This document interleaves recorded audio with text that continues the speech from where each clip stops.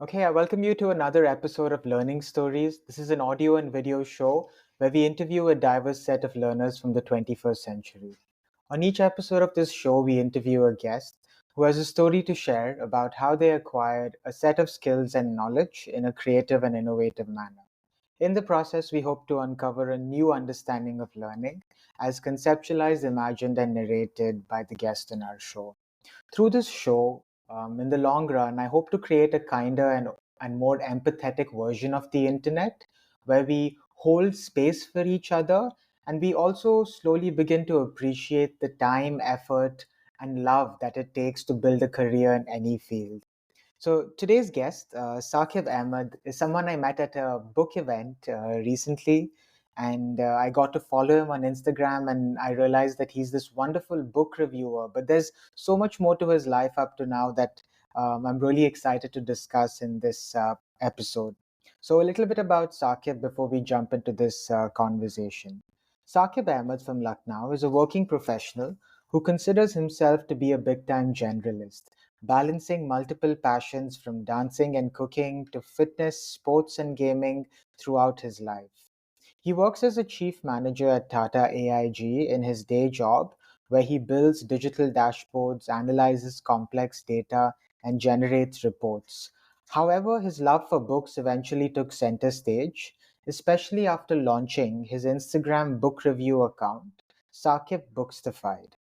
As his community grew, he gained recognition as a thoughtful critic, and their encouragement inspired him to write a story of his own, which is his own published book that recently came out, which he will tell us about more today. Saqib credits the completion of this book to them, marking the beginning of his journey as an author. So, Saqib, a lot to unpack there. Firstly, thank you for doing this and taking time out of your Saturday to do this. But the first question I wanted to ask you, Saqib, is can you tell me about Saqib as a student growing up? You said you were from Lucknow. So, any stories from your childhood growing up in Lucknow to start off this podcast, Saqib? First of all, thank you, Abhishek, for having me here. It's like basically this is my first time I'm doing a podcast, so I'm kind of nervous also. What do I end up speaking? But like I'm also excited like to see how it goes. Yeah, so like about me as a child in Lucknow. So like I think that's what I've mentioned quite a lot in my character Aryan that I built in my story. I was not someone who was allowed to explore a lot of the city because I like my parents were kind of restrictive towards me that I don't go out often and I don't mingle with like troubled kids basically to end up happening a lot getting a lot of bad habits from them. So for me in my early days of my life there was not much of city life that was happening to me. I mostly spent time with my parents or my two elder brothers, and I mostly explored the city when I like when they were around. But like mostly the main thing that when one thing that comes to my mind when I think of Lucknow is the food there. So like I think that's the something which like this is the one word where everyone comes to mind for people because the food there was such an amazing. It's like when I've tasted that level of food in my mouth. So I don't know, when I go outside and eat some different food in like different parts of the world or different cities, so it's very hard to compare, and I feel bad that okay, like people say that this is the best dish that they've ever had, but I have tasted something in Lucknow, so I just cannot say something that okay, it's not that better. So yeah, so that's probably it from Lucknow. So, so what are your favorite Lucknow traditional dishes that you'd recommend for anyone going? Well, tunde kebab, obviously. Like, see, if you ask me what is the perfect taste that can come, like I can think of, so it's basically tunde kebab and shirmal that is made there, orange roti that is made there, and with that, and this there is this nahari that my mother cooks during like Eid or Bakrid. So when I club these three things together, and that single bite is the ultimate taste that I can ever have in my life. So that's something I really miss a lot about Lucknow. Yeah. So now I have something to try when I go there. But tell me more about Lucknow, Saqib. I think हर शहर का अपना रस होता है. Like Mumbai has its own flavor, its own mood. Like I haven't grown up in Lucknow. I got to visit it once. So like if you had to compare Lucknow to a city like Mumbai or Delhi or Bengaluru, what are two or three things you would tell me that stand out for Lucknow as a city, as someone that lived there? So I think if you compare Lucknow with the different cities like basically like Mumbai or Bangalore, so it is not that fast paced, and people are very relaxed over there, which kind of like a good thing or a bad thing also. But ultimately, they have their way of living their life. It's like the shops in the morning don't open up. Very lot of people prefer to have their complete sleep and peaceful sleep in the morning, and the shops opened up late. And so that's one thing. And also it's like obviously many people say that it's a city where a lot of people give you respect and they talk with aap karke basically. So that's true about there. It has it has grown started to grow towards metro cities because a lot of people are coming in from different parts of the cities, and it's kind of getting mixed. But if you go to old part of the cities, you will still find those people who are talking in Urdu basically, and their way of like speaking is very poetic. So you can say that about Lucknow. Also, there's a culture of like mushairas used to happen a lot. I'm not sure whether they happen right now, but I remember my father used to watch a lot of mushairas while I was growing up. So they happened in different parts of the city. So if someone who is very into like poetry or something, then he or she might find it very interesting, the vibe over there. Yeah, because like as you said, Mushairas and Lucknow being the city with the language, like Hindi. I mean, the kind of Hindi that's spoken in Lucknow is very different from what you'd hear in maybe Mumbai. Mumbai is Yeah. So I, there is a lot of Urdu words that are used in like mixed with Hindi over there. So that's why it gives a different flavor of Hindi in Lucknow. interesting. And like, so did you grow up reading in Hindi and English, or was it like one language in particular? Yeah, it was mostly English only. I have like I moved out of Lucknow after my class 12, basically 2014, and I've been living in different parts of the city. So Hindi, like I find it very hard to read Hindi now. If someone gives me some government form where I have to read the proper Hindi words, I really have to ask my parents for a help. So and it's like that. I don't think I've after my textbooks in school, I don't think I've read Hindi literature after that. Yeah, I think that's very interesting part about being an Indian too, right? Most of us speak like two or three languages, English, Hindi, and then maybe another language if you're from a particular state. But I think that's a benefit and a disadvantage. Sometimes you lose connection, sometimes because you wrote your first book in English, and that's why I was curious about that. But Saqib, like, what is what school did you go to and what did you study? Were you the science, commerce, or arts kid? Like, if I had to break it down in that way. Yeah, so I was a science kid, Yeah. and I went to this school, City Montessori School. So that is Hmm. actually a very famous school in Lucknow, and like it's an interesting fact about it. Basically, I don't know whether it is true or right now or not, but when I was in school, so it has this Guinness World Record of having the most number of students in and at one time it had the largest auditorium in Asia. So it was a pretty famous school, as you can say. A lot of students were there coming from different backgrounds, and we have a lot of exposure that we have these level international events also, where students from different parts of the country used to come. And like I was in one of the year, I was the organizing member of that event also. So yeah, the school was a very good exposure to outside world, I could say. And yeah, I was a science student. I don't know, like I was uh, whether I don't know it was a conscious decision or not, but it's like, well, it was kind of a default in my like family. Basically my two elder brothers did the same thing, and I don't know, I don't know, I wanted to do something else or not at that time. So I just went ahead with it, and I was okay with my studies also, so it was not a difficult thing for me. So, like, once you chose science, like for university, did you want to stay in Lucknow? And what did you study at university? And what was your experience at university like? Yeah, so that was very clear to me that I don't want to stay in Lucknow. because the problem was not Lucknow. It's like I wanted to go out of my house, and my like two elder brothers, they had already had gone to different cities and lived a hostel life. And like whenever they told me about like how their life is and how different it was from school, I was very jealous of them, and I just wanted to go move out of the house and wanted to have that life of my own. So that's what, like, that was very clear for me, like whether like I ended up getting a good college or a decent college, I'm just gonna go out and do BTech from any college. I just wanted to go out of the like house and live more independent life. And actually, I would say that this I say a lot.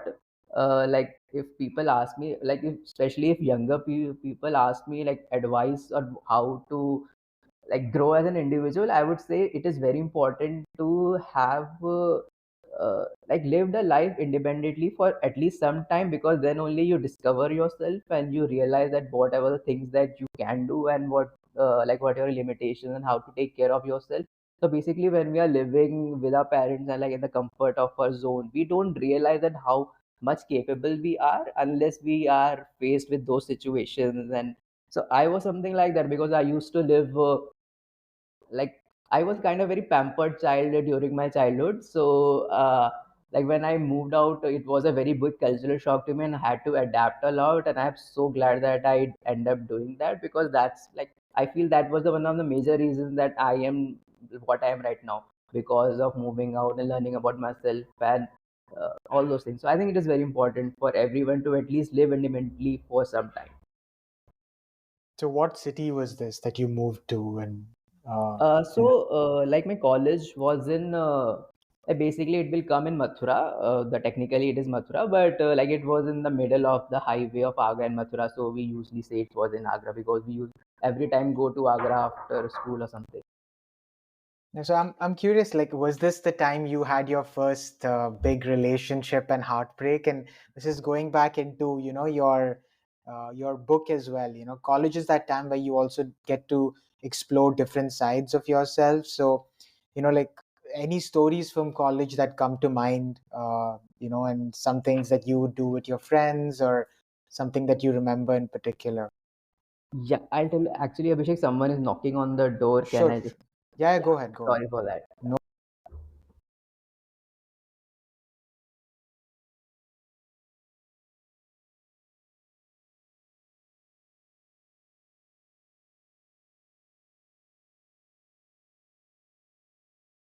For the listeners tuning in, as Saqib comes back, I'll tell you a little bit about his book. It's called Heartbreaks, The Weight of a Goodbye.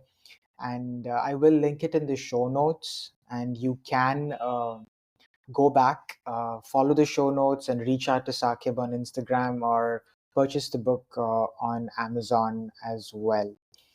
It's a beautiful love story set in India, and I think Saqib's a really thoughtful, reflective writer. And I haven't read the book yet, but I'm really excited to purchase my copy and share my thoughts with Saqib as well. So sorry, Oh, Saqib. I sorry, was man. So sorry, someone was knocking on the door. Nay, all good. I was just telling the viewers about the book, and the fact that I'll include it in the show notes, and they can purchase a copy for themselves there too. So, as I was asking you, Saqib, like, some stories from your university years, like funny stories, embarrassing stories, anything that you'd be comfortable sharing. Yeah. So basically, from my college life, I would say that a lot of things would be coming in the second part of my book that I will start writing from July, because this book will be based in the college life of Aryan. So I'm gonna use a lot of instances over there. But one thing I'll say that when I went to college, I had this new personality grow in me. That was like I didn't know I could love basketball or any sports at that time. But I went there. It was like I loved the kind of attention and the kind of cheer the all the students used to give to the existing team members. And once I remember, there was this moment. There was a match going on between two colleges. Like one of my colleges was the home team, and everyone was cheering for the people who were shooting the baskets and who were like uh, representing the college basically. So at that moment only I decided that no, I just want to be that person. And at that time I had zero experience of playing basketball, and I was totally bad at it. But I don't know, it just happened with me that I wanted to be that person. And those in those 4 years I played a lot of basketball. Like me and my friend used to hang out uh, maybe 4 to 5 hours every day after our college, because we used to live in hostel, and the basketball court was just next to it. So we could spend around 1 or 2 in the night, and we just continued playing for 4 5 hours. I actually lost 15 kgs of weight while like playing basketball only. So you could see how much we used to love basketball, and like that love of basketball will be included in my second part. So It's very interesting because I was seeing someone talk about the book, and they mentioned that Aryan, the character that you created, he's extremely passionate about the movies, and he has a lot of Shah Rukh Khan references. There are the Kal Ho Na Ho songs, and then there's the Rehna Hai Tere Dil Mein songs that he plays in the background. And so, like, I'm curious about your interest in films, like in particular during that time. Were there some films that you remember? Because growing up in India, our first introduction to the idea of love is often through movies. And I think for anyone growing up in the 90s and 2000s, you had certain actors in certain films, Shah Rukh Khan in particular, that, built that image of what love can be, right? So, what is your idea of love through the movies in that sense? yeah, so you were right about the Shah Rukh Khan part basically. So this is how I was introduced to love, and every idea, or maybe I don't know, like it has a huge impact on me watching all his movies. Basically, I think Mohabbatein was the first film that I watched of Shah Rukh Khan in theaters, and after that, I like watched almost every movie in theaters, like Kabhi Khushi Kabhi Gum, Swades, Devdas, Kal Ho Na Ho, Main Hoon Na, every like almost every movie I've watched it in theaters. And after that, when I grew up, it was I used to watch all his movies on repeat. So basically, every movie I've watched at least 5 6 times. So that is something like it's my comfort zone. And like right now, when I'm in my lowest zone, I end up watching one of his films. So that is true. And like when you think, when you say ask about like my idea of love, so like this is something that I've said during my book launch also. So for me, the like I have this interesting theory that love is made of two components. One is like 30% of it is the noun part of it, and 70% is the verb part of it. So the noun part is something that the Shah Rukh Khan movies have taught me. It's like the feelings that are portrayed in the films, that what we feel when we like when that love is reciprocated to it, or even if it's like एक तरफा प्यार वाला जो dialogue है, that's also very true and very real as well. So those is just the 30% part of it which I knew, but the 70% part of it is something that I learned during my experiences about in relationships, or like while talking to a lot of people. Because while I was growing up in school and college, like the biggest topic any like you like any guy would talk about is like relationships, someone else's or their own. So like I heard a lot of stories, so that kind of stayed with me. And like what are the things they people are doing, what are the things they shouldn't do, those kind of things. So that is basically what I feel about is the 70% part of the verb, that many people just don't like forget about it. But this that's kind of more important, that what are the things that you do in love for the other person, and most importantly, what is that definition of love of the other person who is getting that love. So basically that definition of being loved can be very different for every person. Like for example, like any person would expect some gifts from the partners. So that is not wrong, but some people would say that is very materialistic. But it's their choice and it's their definition of being loved. And if someone's idea of loving someone is giving them gifts, so it's not wrong. So basically those two are perfect for each other. So that's the kind of thing people don't understand, I feel. So it's that's where compatibility comes in, and all those things. So basically everyone needs to know whether what's that definition of being loved for them, and if they can communicate with the other person, and if that definition matches with them, so I guess that people make a good match for each other. Yeah, it's a very good thought, Saqib, because we often think about who is loving us, but the way you put it, it's like, how can you understand how the other person wants to be loved? and Right. give them that kind of care. And I think that also means moving yourself out of your mind, and sometimes putting yourself in the shoe of someone else. Because I think when you meet someone, you never know at what point of their life you are meeting them. They have led a complete life for like 20, 20, 30 years before they met you, and they have had Exactly. several experiences with family, friends, partners. So all of these things sort of make that makeup, as you said. And if you don't respect and understand those experiences, I think it can be a clash where you're constantly asking, not giving. So I think there's so much to, like, explore, which is why I think, the romance genre is one of my favorite sort of books. And I noticed in your Instagram account, you do review a lot of books in that genre. So I will be linking Saqib's Instagram account in the show notes as well. I have spent like a considerable amount of time looking through his reviews. He does a really good job reviewing books because he gives you a review, he gives you a book summary, but also a brief video note about the books that he's reading. So it makes the experience of looking forward to or discovering books really easy. So I really enjoyed that part, Saqib. But once you were done with college, Saqib, what was life like? Did you stay in Mathura? Where did you move? And what were your first jobs? Because your day job is, as someone that works as a chief manager, seems like a very difficult job, like you're doing a lot of important work. So, what were your first professional experiences like after college?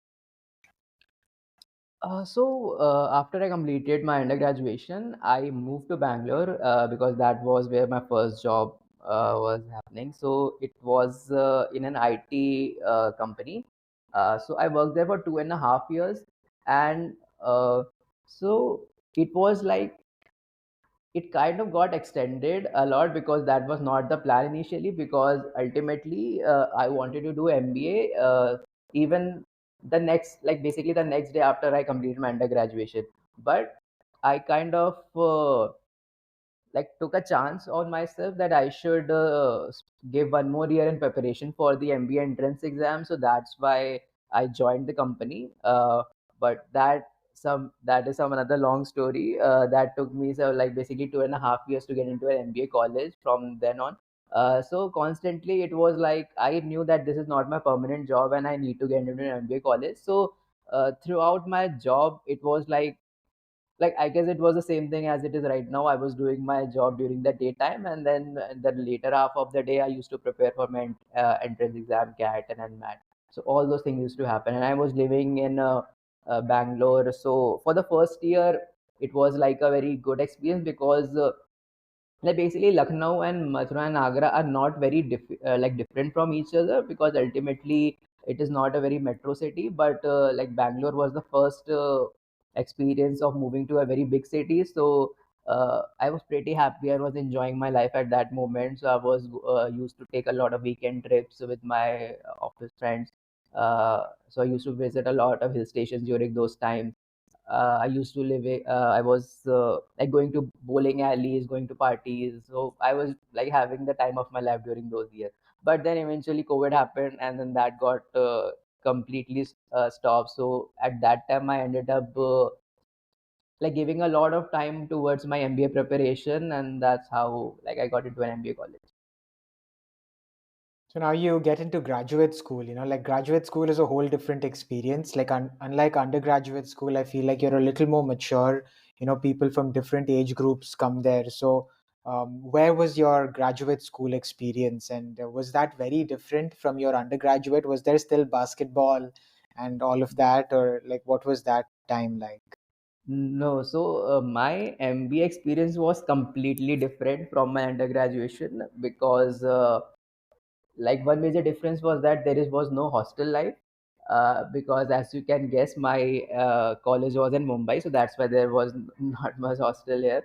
Like through like that was an MMS Mumbai, so that is how I came to Mumbai.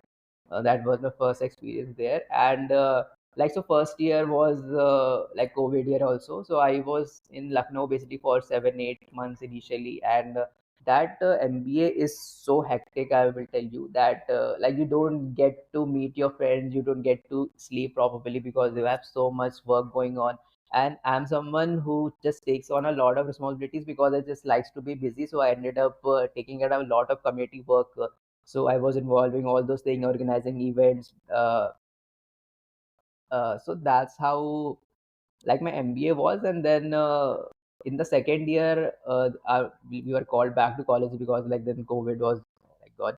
So then I moved to Mumbai for the first time, and like it was MBA was a like very different experience because basically you, as you said, that there are a lot of mature people around, and there is constant pressure of getting a good job because you have invested so much money. And I like this is was my dream, not just a dream college, but I wanted to have a professional uh, like journey in a post MBA because like I've put in so much effort to get into a good MBA college. So that pressure was always there. But I also wanted to have a good MBA life because like my college experience in Mathura was not of something very ideal. It was very much fun, I would say, but it's not something that I wanted to do because this is not something we had, saw in like movies that we grow up, that okay we used to like going out or having parties with our friends during college, because that doesn't happen in a lot of colleges and wasn't that true in my case in Mathura. So but that is how I got to experience that during my MBA college. So there were a lot of clubs just near our houses. So every weekends we used to go to some club or having parties or having house parties. So all those things used to happen, and then after coming from those parties we had to do a lot of homework because we have to do presentation the next morning. So it was completely insane 1 year of my life. And so this is the insane part of any regular MBA student. But I was someone who was like a president of alumni relations cell, so I had a lot of responsibilities which many people were not aware of. So and that was something I took up voluntarily. So it was like extra headache that I have put on me. It was so much extra pressure. There's so much responsibilities. It's like I was managing a team of 50 plus people. So there was conflict resolution. Everyone, like I used to be prepared for every event. So there were major events happening in different parts of the India, in Hyderabad, in Bangalore, in Delhi. So I used to overlook all those things. So it was just too much on me, and I was completely exhausted. And by the end of like my MBA, like the last 2 months was something I just wanted to get over with it so that I can have my peace back, because it was just too much pressure on me. And like I am someone who doesn't like bring out a lot of emotions like through anger or showing frustration. It's like I just keep a lot of thing inside me, and because I don't know if it's unhealthy amount of empathy I have towards people. So I understood that okay, like if someone is behaving like this or someone is doing that, and okay, why are they doing that? So I just took it all on me that okay, I'll just handle everything on my own. So that was kind of too much a drain of energy out of me. So yeah, that was my MBA college. So, like, once you were done with your MBA, Saqib, like, I know books are a great way to, find some comfort in your busy lives. Like, the characters can take you to different places, you experience different lives. So, I'm just curious, like, once you started working in your new job, I think Bombay has been your home for quite some time now. So, like, how did books give you comfort? And when did you decide to start your Instagram account where you'd review books? What was your thinking behind that? So I started my Bookstagram account very recently, basically after I was done with my MBA college. So that's when I decided to create my Bookstagram account. So before that, uh, I won't say that I am an avid reader from the start, because maybe before 2019 I had read maybe 7 or 8 books so far. But I started like I consciously uh, like made the habit of reading while I was preparing for my MBA entrance exam, because there is a reading comprehension, and it is suggested that you read a lot so that your comprehension speed increases. So that is how I started the habit of reading. So I put a target of reading 10 books a year. So and at that time I was reading just self-help or non-fiction kind of books. So I had a phase of reading continuous 20 self-help books. So and that was the, like, many people have their bias against self-help books, but I don't know, like, they have played a very major part in my life. So I don't read self-help book right now, but I have very high amount of respect for those books. So yeah, so that was the time when I started reading books. And once I got into the MBA college, so as I said, the life became so hectic that there was hardly any time to read at all. So in those 2 years, I haven't read a single book. I tried reading Psychology of Money towards the end, but I just couldn't finish it off. But then I think just last 2 months of my MBA was something I tried to regain control of my life a bit. So that's why I started reading some fiction books, so that like, as people say, reading slum. So I thought, I guess I was in a reading slum at that time. So I picked some fictional books at that time, and I completed two of them. So I was like, fine, finally I got my reading habit back. But once the MBA college was over, I went back to my home.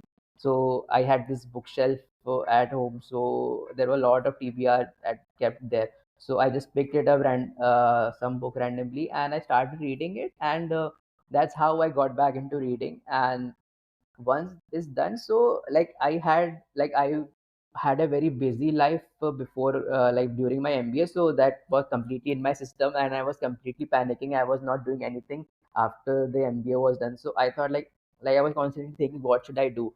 So I don't know, I decided, like, it is very important these days to have a digital presence. So that was the first thought that came to my mind. So I thought, okay, why not I create a page of, like, I start this journey through my love of reading. So, and maybe just share some quotes that I read and do all that. And I didn't think through about it much. I was completely new to this content creation game, and I had no experience of how to go about it. But it's just something that I decided, okay, I'll just figure it out along the way. So I just started doing it. Like, my first post was some highlighted pic of seven habits of highly affected people. I just clicked a picture and I wrote something and I just posted it. So, and for a long time, I used post a lot of, like, pretty standard content. I was not sure what to do and what was working, but this is something about me that I'm actually very proud of on myself. It's like, when I start to do something, like, I don't put it off very soon, unless and until it is a very conscious decision that, okay, this is not working for me. So when, like, I made up this mind that, okay, I'm going to post every day. Like, it was nothing that I will focus on quality or something, but this was sure that I'm going to post every day, and then I'll figure it out along the way how is it going. So I started doing that, and then I got into reels. I realized that, okay, reels is something, it is important to increase the reach, and then engaging with other content creators, and then taking inspiration from them, and then along the way my content improved and improved. So it's been around like 2 years or maybe 2.5 years now. I've been constantly posting content. So, like, it's not like I post every day. Now I started to do that because, like, I figured it out a bit, like what is important, like how to work on Instagram and all.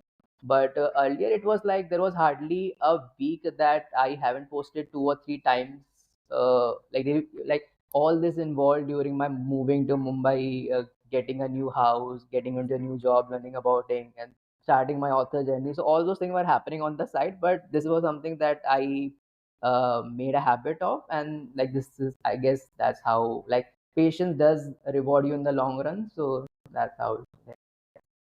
Yeah, that's pretty amazing. I think I've really enjoyed your reviews, Saqib. I think it's very accessible. I think you do it quite professionally in terms of the templates that you use. You don't reveal anything from the book's plot, but you also get the reader excited about the book by talking about things that stood out for you.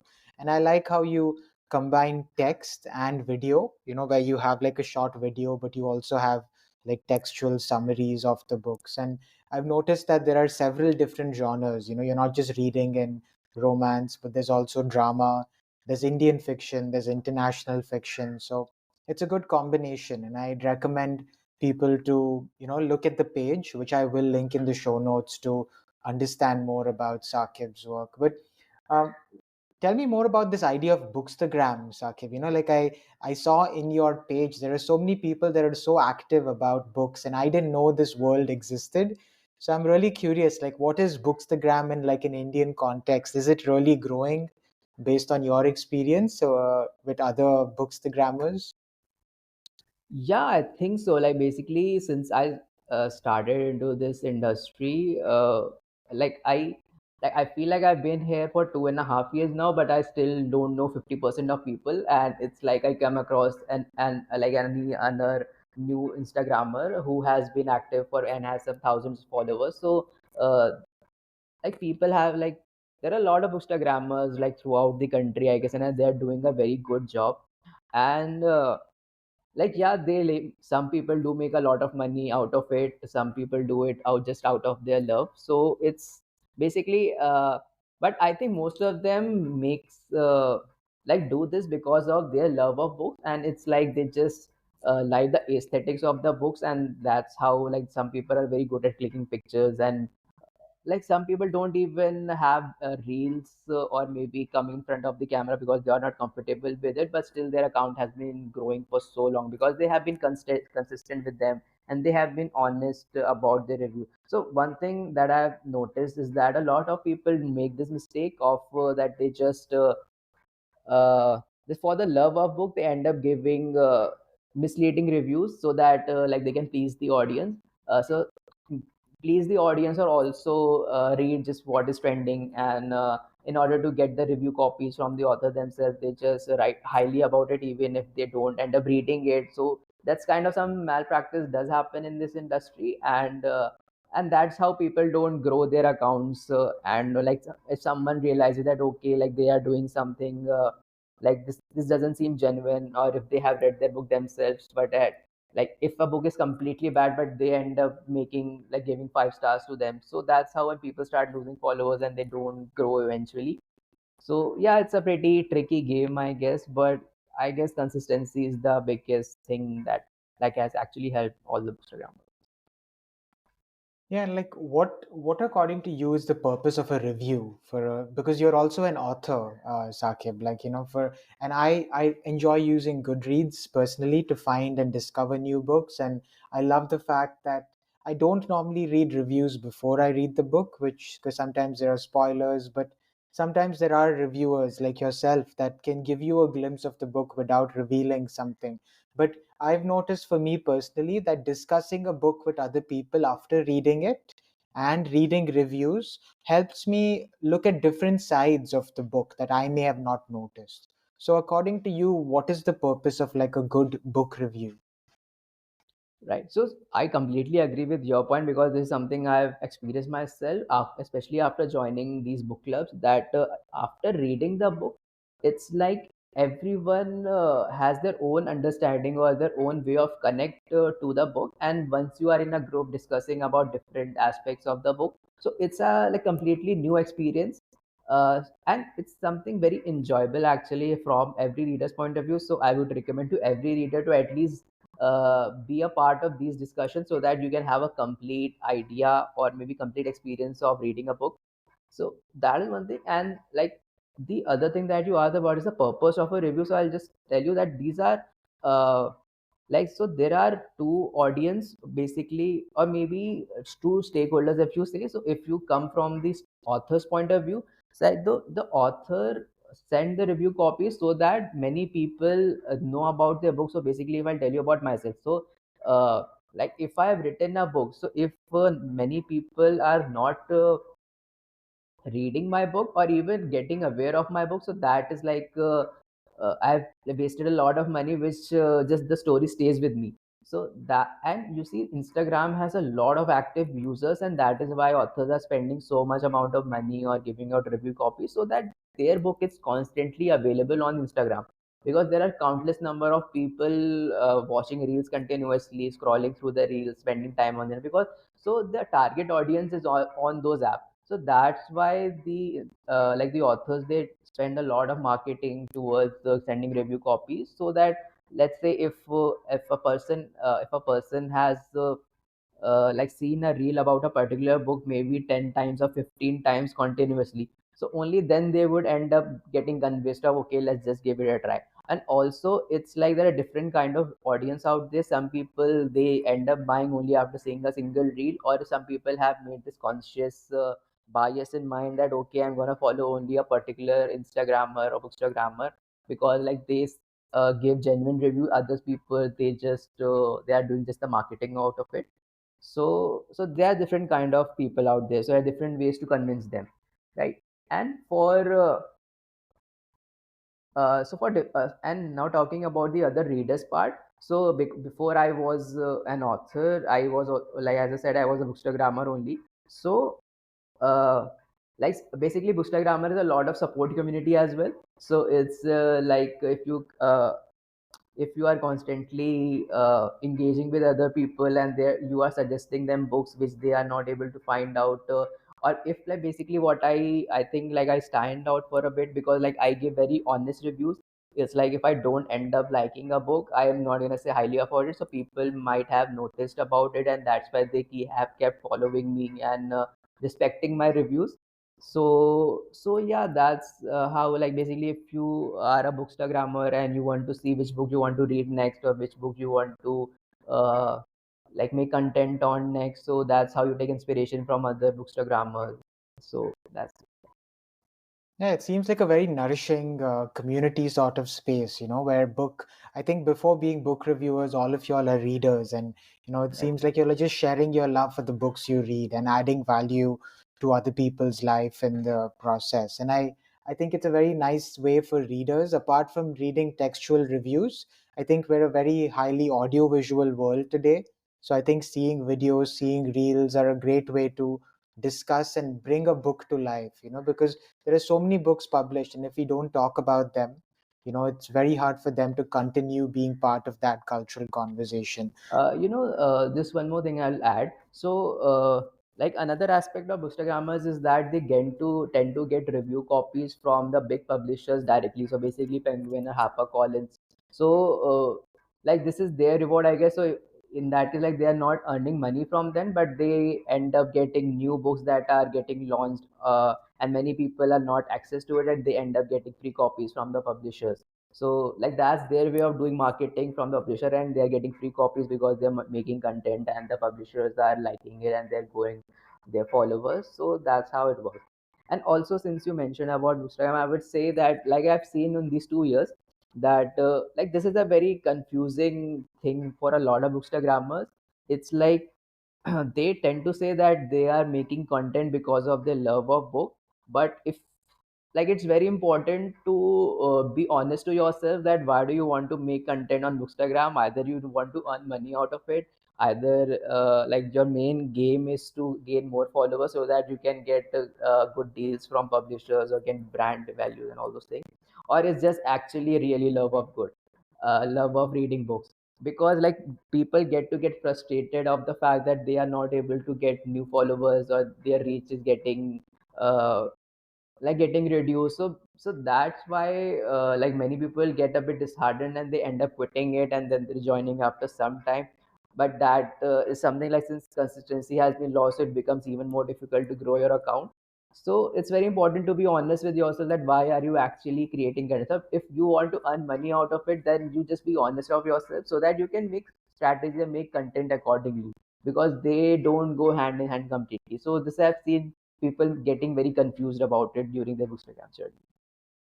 That's a great point, Saqib, because I think it's so hard to earn off social media, in the long run. And I think like passion has to be the driving force.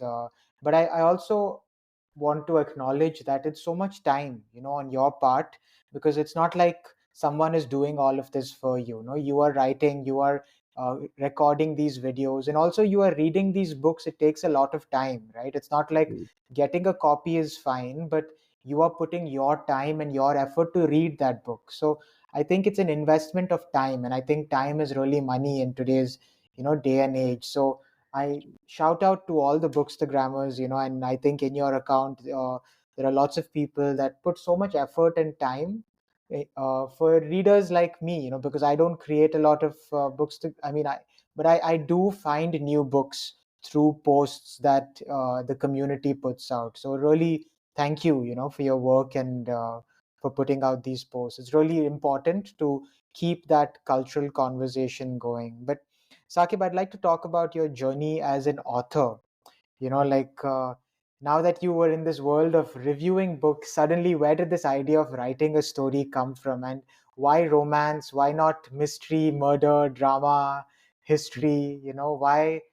Why romance? Why heartbreaks? And why the weight of these goodbyes? Tell me more about the book that you released and your journey as publishing the book as well.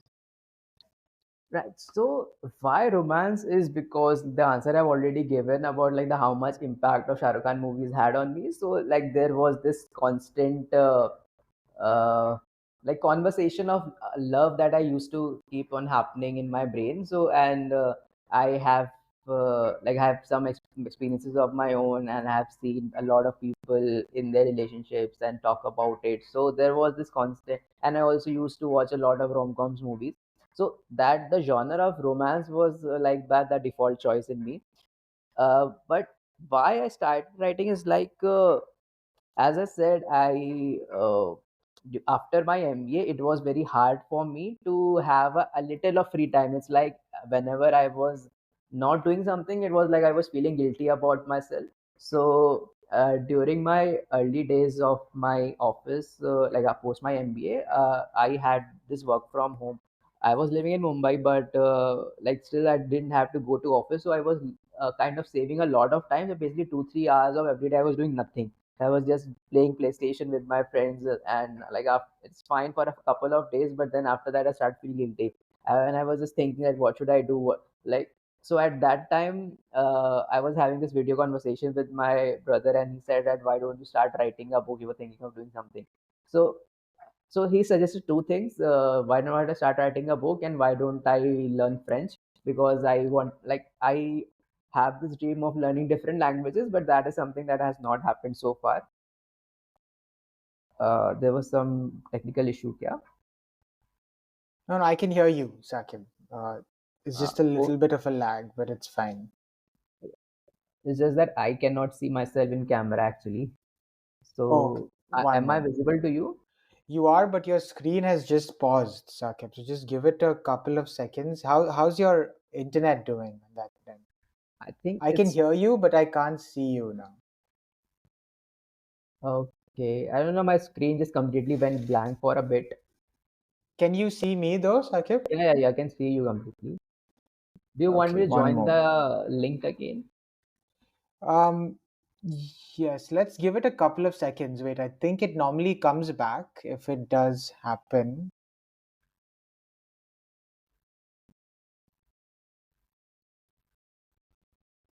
Yeah.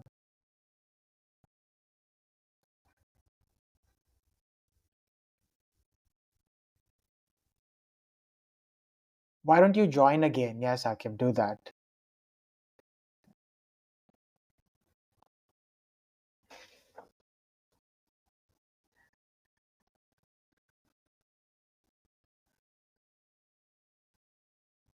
Okay, so Saqib has just stepped out for a couple of seconds. He'll be back. But again, another shout out. Yeah, I'm back. Hi, Saqib. I, yeah, I don't know how that happened. Okay, so Yeah, can you hear me? can you hear me, Saqib? Yeah, yeah, fine. So go ahead, tell me about the book, sir. So what I was telling you earlier, I completely forgot about it. About like where did the story for the book come, Acha. and like Right. So yeah, so as I said that yeah, so there were two things my brother suggested me to start learning. So like basically learning French and also to start writing my book. So I started doing both of those things, but then eventually learning French became too much for me at that time because like it was not much fun because I was learning it alone. So I like stopped that doing. But yeah, so this book kept on going, and as I said that I had zero experience of writing earlier, and I was getting this imposter syndrome that who am I kidding? Like how am I going to write a book or something? Like it just felt completely far fetched at that time. But it was like I had made this decision that I'm going to be consistent with it, and so I thought that let's just finish this first draft and I'll see how like how it will end up. So after writing a few chapters, so I sent like because I've already been to a bookstagram community, and I send one, like I think 3 chapters to some of my friends just to get the initial feedback at how am I writing or something. And that feedback was actually pretty motivating for me. So they were like they suggest me some improvements, which I really appreciate, because all those people's name I've written on my book in acknowledgement section also, because like they are a very important reason that how like I gained my confidence in my writing, and I felt like okay, I can do this. So just let's just see how it goes. So it's like, and that only, as I said, like if I start to put my mind onto something, I end up doing that. So it was just like I made this habit of sitting in front of the laptop every day and just trying to put some words out there. Sometimes there were just thoughts coming into my mind, and I ended up writing thousands or 2,000 words in a single day, or sometimes it was like 50 words, and I'm just sitting in front of the blank screen, just thinking about what should I do next and how to proceed the story. So it was a very uh, experience of self doubt during those initial days, but like a lot of people motivated me, and my discipline helped me to just go with it, and so finally it got published. Like, what are the costs and what is the process from end to end to publish your book? Yeah, so like basically, if you ask me about the cost, so basically there are two ways to publish your book. So there are two approaches. Either it is a traditional approach, and the other is the second self-publishing route. So like both have their pros and cons. Mm, I'll not say I chose self-publishing, but there was an option to go to traditional publishing, but it was not a very good option at that time. So I thought that okay, self-publishing would be a better decision for me, especially since I already have some name in the market due to my Bookstagram account. So that was something that I thought I could capitalize on it, and it will make sense to me.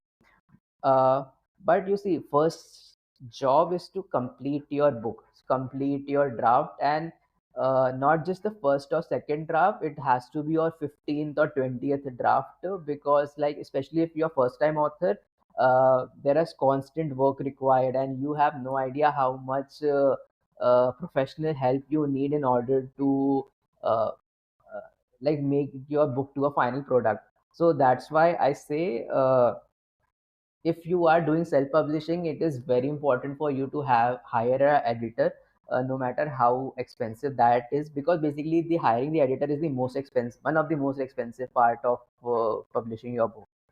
Sometimes people overlook that okay, like this is your first book, and let's not invest so much in that, and let's see how it goes. But trust me, it is very important to hire a good editor, because like it's your final finished product, and this is something you are entering the market with, and everyone is going to judge you based on the writing and based on your finished product. So if it has a lot of grammatical mistakes, and if the sentence forming is not right, uh and I like my at my editor didn't change a lot, because I feel like, as I said, that I have people have said about me that I am a very good critic of the like about the books. So basically that helped me a lot to critic my own work.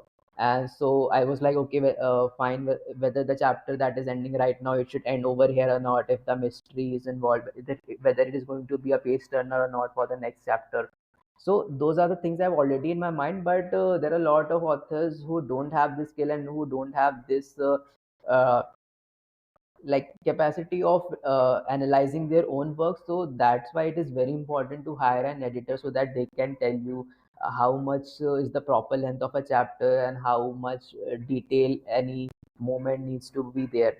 So all those things are very important. So so this is the part where you come to the editing something, and then you go on to pitch to different publishers. But see, that is something that is more complicated, especially in India. It's like you cannot reach out to publishers directly unless you have an agent, or you have a name in the industry, because it gets very difficult to get a response from them. So I also sent to a lot of agents, and I didn't receive back. So it's just very common. Basically, 99% of people don't get a response from big agents. Uh, so I did get a response from one of them, but because this is also a problem with traditional publishing, is like the waiting time is very long for them, because your release has to fit in according to their long list of pending releases that they have in their pipeline. So, like if I would have got through traditional publishing, my book wouldn't have been out yet right now. So, and also it requires a lot of money also, because like in self publishing you end up paying for everything yourself, like to the like the printing partners, to the editor, all the marketing that you will be doing, so that will be on your own. So all those things require a lot of money. And but yeah, in traditional publishing also all the marketing has to be done by the author itself, because unless you are a very big author, the publishers are not going to spend enough money on the marketing of your books. So, so basically, it's a very complicated decision, and you have to decide what will work for you and what will not. But it's just that you need to understand both the routes completely, and you have to figure it out yourself that what will be the most suitable option for you. Like whether do you have the amount of money that involves in doing the marketing of it and the hiring the editor as well, because hiring an editor can range from around like 50,000 and go to a very a lot of. It depends on the number of words you are doing, and like how much experience the editor is. So, and 50,000, I'm telling you, is a very like very discounted price. You end up paying a lot of more than this also. So yeah. Very, very interesting. Sakib, do me a favor. Can you, when there's an audio issue, if you can just mute yours when I'm speaking? Yeah, sure.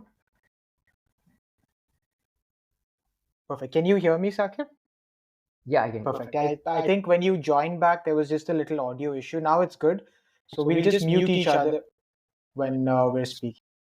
But Sakib, for someone that hasn't read Heartbreaks, can you tell me a little bit about why should someone buy Heartbreaks? You know, the book that you've written, and like this is like a little. I know you've done this on your Instagram handle before, but in like 1 minute, can you tell me?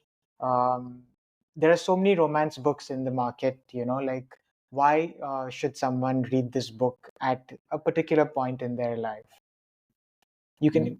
Yeah, sure. So,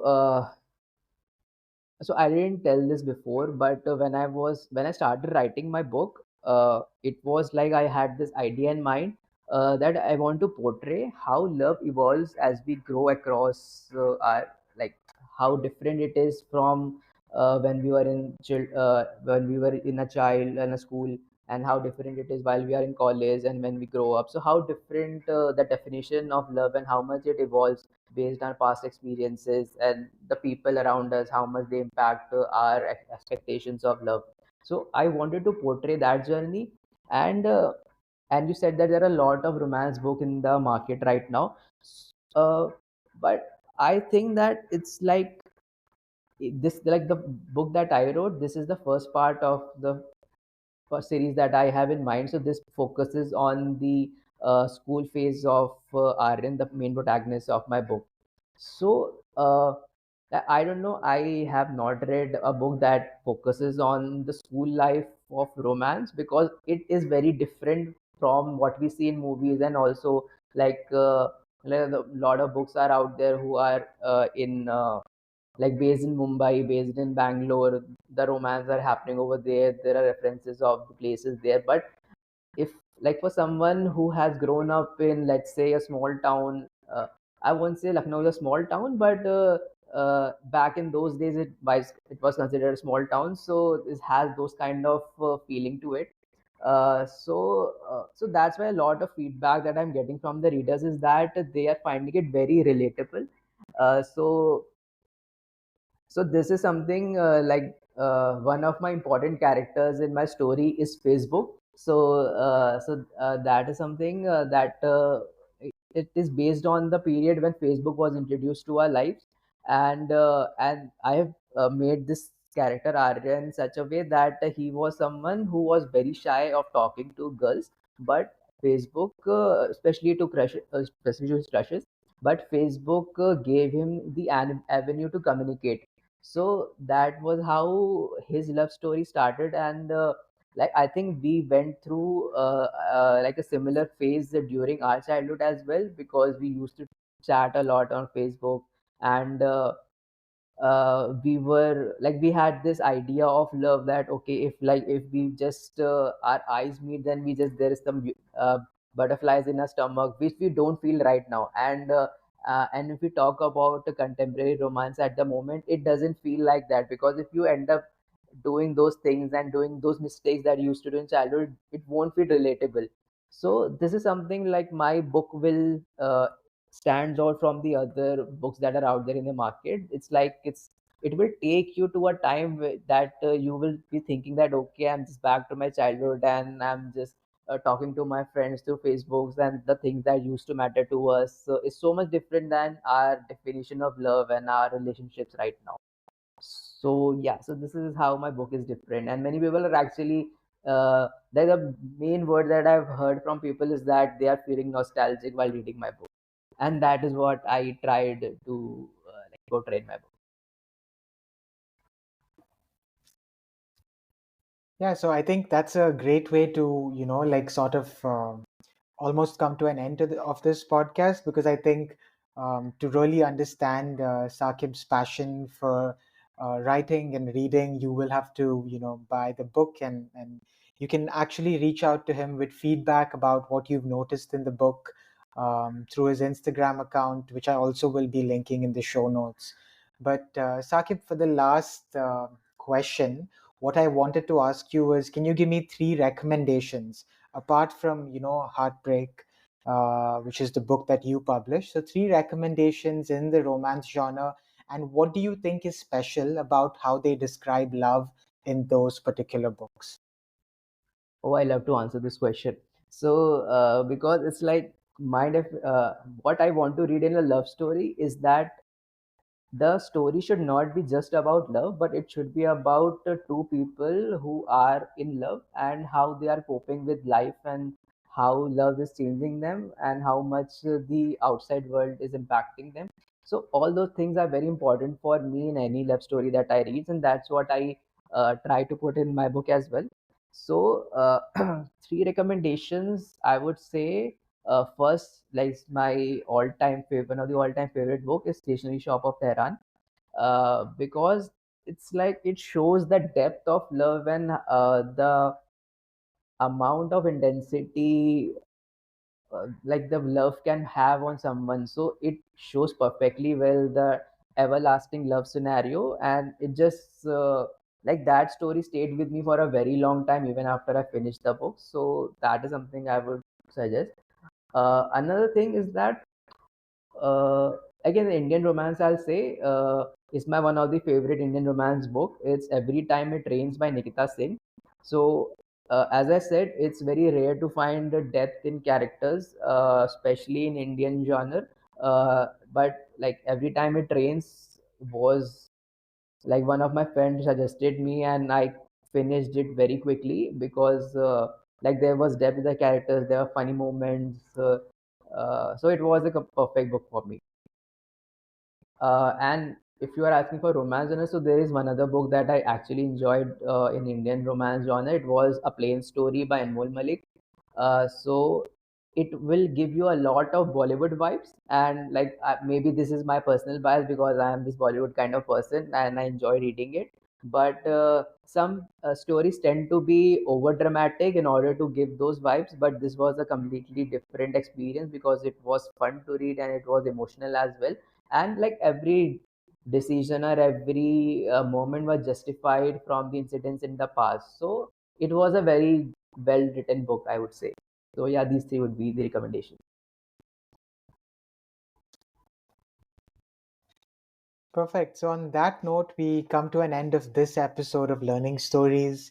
Again, this was such a wonderful conversation. It's very hard to condense Saqib's extensive experience, not only in a professional capacity, but also as a bookstagrammer and now a published author.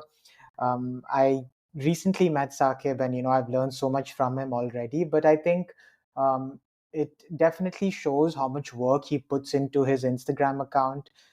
So please do follow that account after you hear this conversation, because I think you'll get a lot more value and a lot more books. Like the way he had given me 3 recommendations, I think you'll find over 100 recommendations on his Instagram account too. So and I do hope you get a chance to read his wonderful book, Heartbreaks, The Weight of Goodbyes. And I love the cover. I love how much effort Saqib has put into bringing this out as a self published author.